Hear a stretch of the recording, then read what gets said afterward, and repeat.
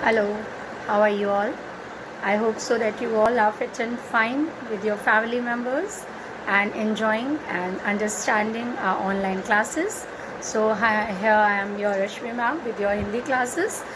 Today, I will try to complete this beautiful poem Kamayani and in 2 videos. Okay. हम लोगों ने जहाँ तक पढ़ा है उसका थोड़ा सा रिकैप आपको बता दें. होप सो पहले तो कि आप समझ रहे होंगे अच्छे से पोएम को. मैंने पूरी कोशिश की है कि आपको समझ में आए और साथ में ये बहुत बढ़िया बात है कि आपने भी उतनी ही कोशिश की है पोएम को समझने के लिए. And as there is no question in question are around hours on Saturday, so I hope so that you all have understood the poem beautifully.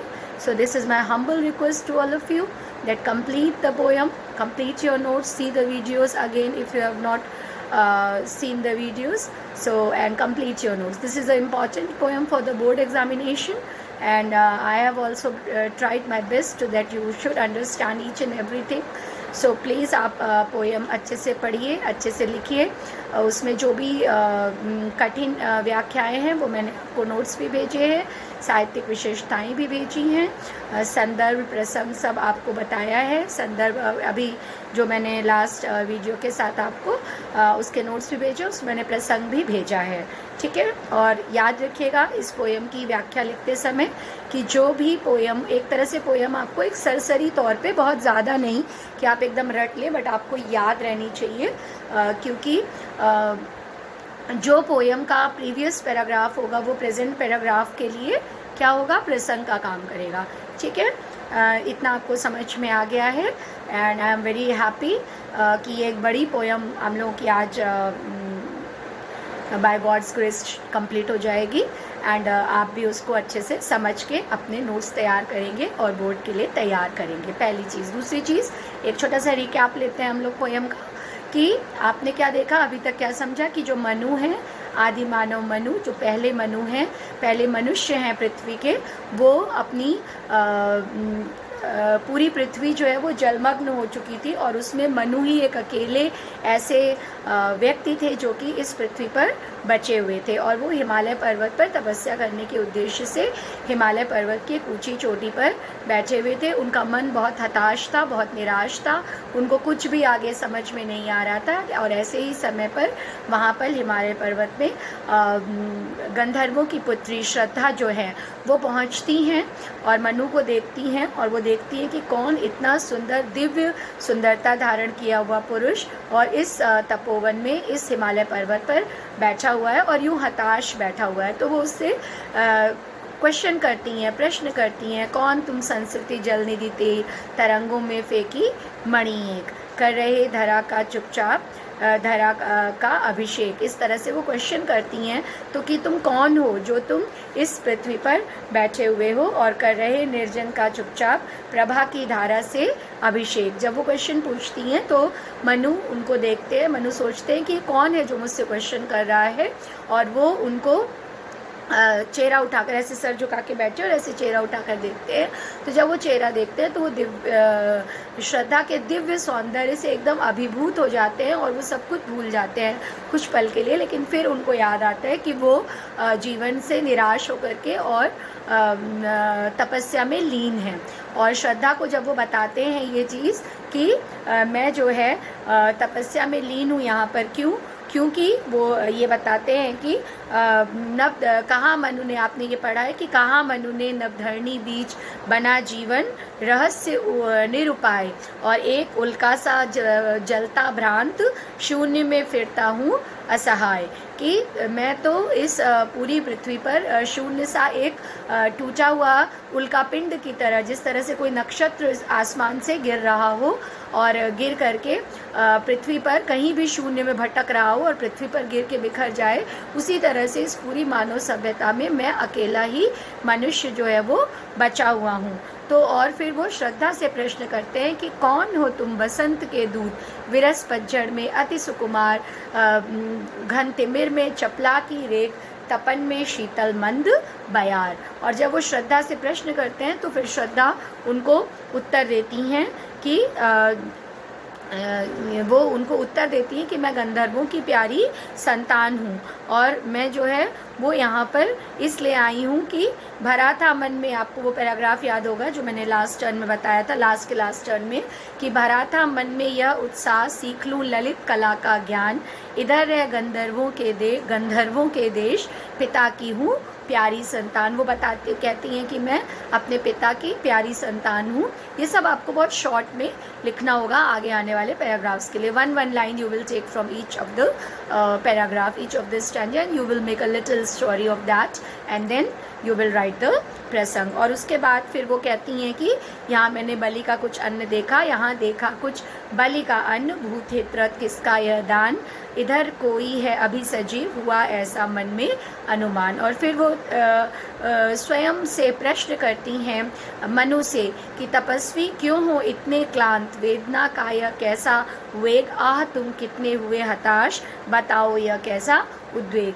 तो जब वो ये प्रश्न करती हैं उनसे, तो वो बोलते हैं कि मेरा जीवन, तुम्हारी जो बातें हैं वो बहुत अच्छी हैं श्रद्धा, बहुत अच्छी हैं, लेकिन वो क्या उसको बोलते हैं वापस से कि किंतु जीवन कितना निरुपाय, लिया है देख नहीं संदेह, और निराशा है जिसका परिणाम सफलता का या कल्पित गे। तो श्रद्धा क्या उत्तर देती हैं?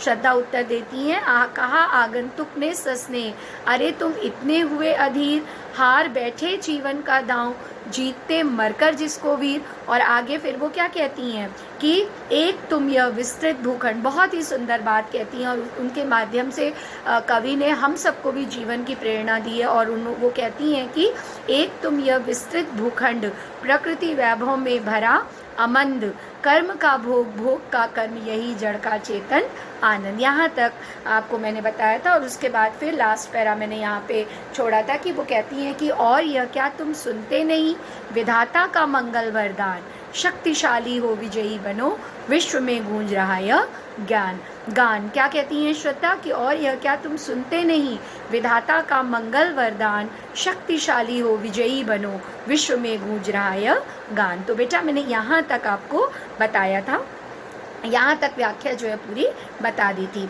अब इसके आगे हम लोग आज देखेंगे, समझ में आ गया होगा आपको, एक रिकैप पूरा मैंने ले लिया 5 मिनट 2-3 मिनट के अंदर, तो इतना आपको समझ में आ गया होगा। जिन बच्चों ने वीडियो ना देखा हो इसके पहले का, वो देख लें, पूछ लें, कोई क्वेश्चन ना समझ, कोई पैराग्राफ ना समझ में आया हो तो पूछ लें। आने वाले दिनों में मैं आपको इसके 2-3 पैराग्राफ्स क्वेश्चन के साथ दूंगी, ताकि आपको समझ में आए कि किस तरह के क्वेश्चंस बनेंगे और किस तरह से आपको व्याख्या लिखनी है। Okay, so let us start our new paragraph today. Okay, तो आज का क्या पैराग्राफ है?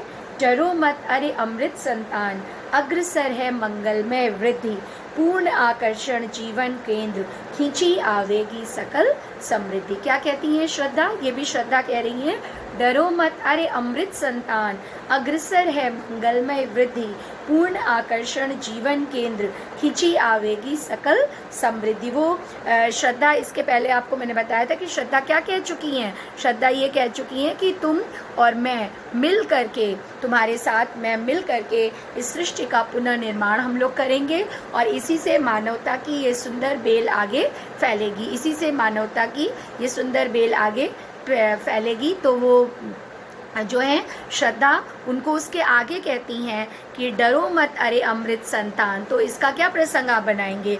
इसका प्रसंग आपका यही बनेगा कि जब जीवन की दुख और असफलताओं से जो निराश मनु हैं उनको धैर्य और संसार के प्रति उनको धैर्य दिलाती हैं श्रद्धा। उनको कहती हैं कि कुछ नहीं बिगड़ा है, कुछ परेशान मत हो, और मैं और तुम थोड़ा सा इसमें आगे आप जोड़ेंगे कि श्रद्धा यहाँ पर ये भी कह रही हैं कि तुम परेशान मत हो, धैर्य से काम लो, अपना धैर्य बनाए रखो, अपने अंदर की शक्ति और विश्वास बनाए रखो, और मैं और तुम मिलकर के, तुम और मैं मिलकर के इस पूरी सृष्टि का नवीन निर्माण करेंगे।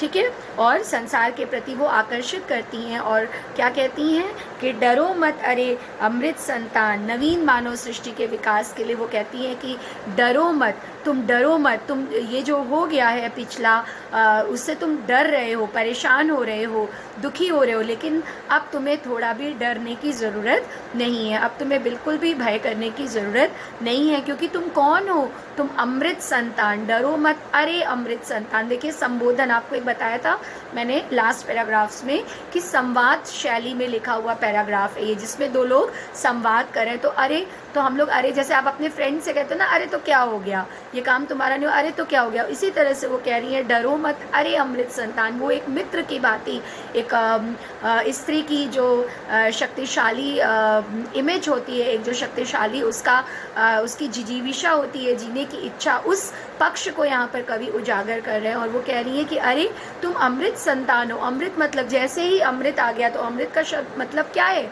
अमृत का मतलब बेटा अमरता से है, और अमरता, हम अमर नहीं हैं, आप अमर नहीं हैं, लेकिन कौन अमर है? वो ऊपर से ईश्वर अमर है। और वो यहाँ पर क्या कह रही हैं? वो यहाँ पर ये कह रही हैं कि तुम तो ईश्वर की संतान हो, तुम भगवान की संतान हो, तुम ऊपर वाले की संतान हो, तुम परमात्मा की संतान हो, तुम बिल्कुल भी डरो मत। अग्रसर है मंगलमय वृद्धि। अग्रसर मतलब कि तुम्हारी ओर जो ये मंगलमय वृद्धि, अब जो संसार का पुनः निर्माण होगा और जो उसका विकास होगा, वो बहुत ही मंगलमय है, वो बहुत ही शुभ है, और तुम्हारी ओर ये सब वृद्धियाँ जो हैं वो तुम्हारी ओर बढ़ रही हैं, ये सारी चीज़ें जो हैं वो तुम्हारी ओर बढ़ रही हैं। पूर्ण आकर्षण जीवन केंद्र खिंची आवेगी सकल समृद्धि। और जो तुम्हारा जीवन है वो किसका केंद्र है? वो पूर्ण आकर्षण का केंद्र बना हुआ है। आपका जो जीवन केंद्र है वो किससे भरा हुआ है? वो आकर्षण से भरा हुआ है। और खिंची आवेगी सकल समृद्धि, और तुम्हारे पास, तुम देखना कि आने वाले समय में सारी समृद्धियाँ जो हैं वो स्वयं आ जाएंगी। समृद्धियाँ मतलब what do you mean by समृद्धि? In English you are saying समृद्धि, प्रॉस्पेरिटी। जो समृद्धि है, जो धन दौलत खुशियाँ, केवल धन दौलत से हम समृद्धि को, कभी बहुत धन दौलत हो इंसान के पास लेकिन मन का सुकून ना हो, है ना, खाने के लिए बहुत व्यंजन पड़े हो लेकिन वो बीमार हो, तो ये समृद्धि नहीं कही जाएगी बेटा। समृद्धि किसे कही जाएगी? कि जब हमारे पास खाने के लिए भोजन हो, जब हमारे शरीर में भूख हो और उसके साथ खाने के लिए भोजन हो, और हमारा शरीर भी निरोगी हो, जब हमारे पास जो चीज़ें हों उनका हम सदुपयोग कर सके, उनको हम यूज़ में ला सके, तो उसे समृद्धि कही जाती है, वो समृद्धि कही जाती है। तो यहाँ पर श्रद्धा क्या कहती है कि तुम्हारा जो जीवन है वो पूर्ण आकर्षण का केंद्र है, और तुम्हारे पास पूरी समृद्धियाँ खिंची चली आएंगी। लेकिन कब खिंच के चली आएंगी? देखिए, ये एक बहुत सिंपल सा एग्जाम्पल मैंने कभी आपको 11th क्लास में भी दिया होगा कि आपके पास सारा भोजन की थाली आपको मम्मी आजकल दे रही होंगी, सब बच्चों को मम्मी दे रही होंगी, आप उनकी हेल्प कर रहे होंगे, है ना। जो है, अगर स्कूल में है, बोर्डिंग में है, तो आपको सिस्टर प्रोवाइड कर रही हैं, अगर आप घर में है तो आपकी मदर प्रोवाइड कर रही है। बट भोजन की थाली आपके सामने रख दी जाती है, आपके मुंह में कोई कौर डालेगा नहीं। भोजन की थाली तो भर के रखी हुई है ईश्वर ने हमारे सामने, बट उसको खाने के लिए तो हाथ से कौर उठाना पड़ेगा ना। ऐसा तो नहीं कर सकते कि वो कौर उछल के आपके मुंह में नहीं आ जाएगा। उछल के आएगा क्या? चाहे आप अपने भैया भाभी के पास हो, अपने मम्मी पापा के पास हो, कहीं पर भी हो, और आपको 56 भोग दे दिए जाएं, तो उसके लिए तो आपको मेहनत, अब आप बड़े हो गए हैं, तो ऐसा नहीं हो सकता कि आपको कौर उछल के नहीं आएगा। भगवान आपको खाना देंगे, आपके घर वाले मेहनत कर रहे हैं, कमा रहे हैं आपके लिए, वो आपको खाना प्रोवाइड करेंगे, बट आपको कौर इतनी मेहनत तो करनी ही, जो कुछ नहीं करेगा घर में, जो कुछ भी काम नहीं कर रहा है, वो भी क्या कर रहा है? अपना कौर तो उठा के खा रहा है। ये एक बहुत बड़ा संदेश यहाँ पर। तो एक तो सिंपल आप व्याख्या लिखेंगे, और दूसरा क्या कि इस सकल समृद्धि को प्राप्त करने के लिए मनुष्य को क्या करना होगा? कर्म करना होगा। एक तो श्रद्धा के माध्यम से, दो तरीके से आप इसका अर्थ लिखेंगे, इसीलिए मैं और अच्छे से समझा रही हूँ। दो तरीके से कैसे लिखेंगे कि एक तो श्रद्धा मनु को कह रही हैं कि हे अमृत संतान, हे मन, भगवान की संतान, ईश्वर की संतान, तुम बिल्कुल भी डरो मत। क्यों? क्योंकि तुम अमरत्व को प्राप्त संतान हो, तुम ईश्वर की संतान हो। तो क्या होगा कि भले ही एक बार मानव जाति का विनाश हो गया, लेकिन मनुष्य तुम फिर भी जीवित बचे हो। तुम क्यों जीवित? ये देखिए, आधुनिक में मैंने आपको बताया बेटा, आपको लिखना पड़ेगा। तो क्या अर्थ निकल के आता है कि तुम जीवित बचे हो। क्यों जीवित बचे हो? क्योंकि हम नहीं रहेंगे, आप नहीं रहेंगे, लेकिन मनुष्यता जीवन में चलती रहेगी। मनुष्य का जो वंश है वो इस पृथ्वी पर चलता रहेगा। जो मनुष्य नाम का प्राणी है वो हमेशा जीवित रहेगा, और वो जीवित रहे इसीलिए ईश्वर ने तुमको जीवित छोड़ रखा है, इसीलिए तुम आज भी जिंदा हो। तो तुम अमृतत्व को प्राप्त संतान हो। सोचो कि केवल तुम क्यों बचे हो, पूरी दुनिया खत्म हो गई लेकिन तुम बचे हो, इसलिए बचे हो क्योंकि तुम अमर हो, क्योंकि तुम अमर हो इसलिए तुम बचे हुए हो, क्योंकि तुम अमर हो इसलिए तुम बचे हुए हो। तो तुमको क्या देखना होगा? तुमको ये देखना होगा कि तुम जीवित हो और तुम बचे हुए हो, और इसलिए तुमको क्या करना होगा?